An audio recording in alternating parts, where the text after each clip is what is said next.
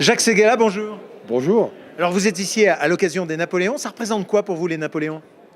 C'est important parce que dans ce moment tellement trouble, c'est un rassemblement de gens qui sont les maîtres de la communication et les stars de la communication, mais qui ne communiquent pas.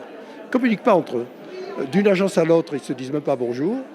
Bon, on peut dire qu'ils sont concurrents, mais ils pourraient être concurrents et amis. Et alors, d'une profession à l'autre, les journalistes ne parlent pas aux publicitaires, les publicitaires ne parlent pas aux cinéastes, les cinéastes ne parlent pas aux gens du digital, les gens du digital ne parlent pas aux gens de la promotion. Et donc, c'est un sommet sur la réflexion de l'innovation et de la créativité, mais transversal, qui réunit les gens de l'ensemble de ces professions-là. Il doit y avoir 34 professions représentées sur les 150 personnes qui sont là. Et c'est cette transversalité dont on a besoin. C'est ce qu'on a vécu hier, avant-hier, dimanche, où les Français ont vécu une manif de transversalité. Tout le monde était là, c'était joyeux, tout le monde se touchait, s'embrassait, parlait, communiquait.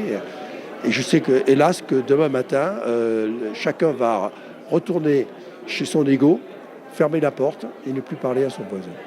C'est important, c'est la première fois qu'un tel événement se produit comme cela? C'est la première en France, c'est même une des premières au monde, justement dans sa transversalité. Et je trouve formidable que ici, dans la capitale mondiale du ski alpin, dans ces sommets enneigés, eh bien, les neiges nébuleuses de la création se retrouvent. Dites-moi, vous êtes déjà venu skier ici à Val d'Isère, puisque nous avons eu l'occasion de partager le même canapé derrière un micro ensemble à Radio Val d'Isère. Ça représente quoi pour vous, Val d'Isère? Ça fait longtemps que vous n'y étiez pas venu. C'est ma première station de ski. Moi, j'étais un petit Perpignanais qui faisait ses études à Montpellier. Et vous n'étiez pas né. Il y a 60 ans, pour la première fois, je suis venu à Val d'Isère. Et le roi n'était pas mon cousin. À l'époque, on faisait du ski avec des lanières. Bon, il fallait en vouloir.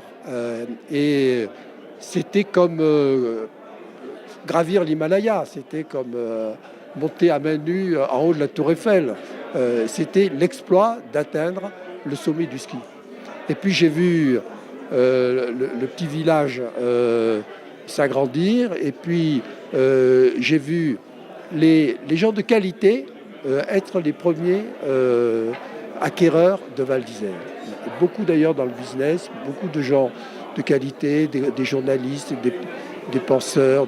C'est une station qui est au-dessus des autres par le ski et au-dessus des autres par les gens qui l'habitent. Donc c'est pas mal que ça se retrouve. Et ce sommet-là, il est là pour que justement les gens du monde entier, il y a des gens qui arrivent de Silicon Valley, il y a des gens qui viennent d'Inde, il y a tous les penseurs de la créativité et de l'évolution de la créativité moderne qui vont se retrouver pendant 4 jours. Et je trouve bien que ça se passe ici et pas ailleurs. On ne peut pas faire ça à Courchevel. On ne fait pas un sommet sur les nouveaux riches. On fait un sommet sur les richesses de l'esprit. Ce n'est pas la même chose. Vous allez skier? Non, moi j'ai arrêté le jour de mes 80 ans.